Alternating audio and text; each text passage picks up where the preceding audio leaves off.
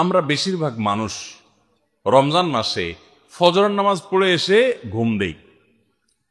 আপনার যদি রাতে ঘুম না পুরে আবার দিনে ডিউটি থাকে, ঘুম একটু যদি যাওয়াই লাগে, তো ফজরের পর পর ঘুমাবেন না।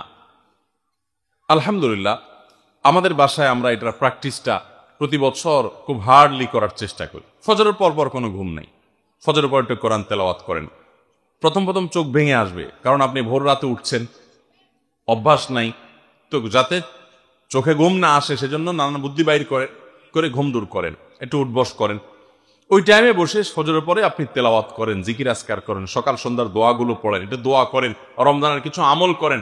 এশরাকের নামাজের ওয়াক্ত হয়ে গেছে, 2 রাকাত নামাজ পড়ে এরপর আপনি পারলে দরকার হলে শুয়ে যান, কিন্তু ফজরের পরপর শুয়ে যাবেন না। এটা একটা ভুল, কারণ নবী করিম সাল্লাল্লাহু আলাইহি সাল্লাম সকালের এই সময়টার জন্য দোয়া করেছেন, আল্লাহুম্মা বারিক লি উম্মতি ফি বুকুরিহা, আল্লাহ আমার উম্মত জন্য সকালের সময়টাতে বরকত দান করুন। আর ওই সময় আপনি ঘুমায় থাকছেন। তো রমজান মাসে আমরা এটা ভুল করি, এটা আমরা করব না যথাসম্ভব।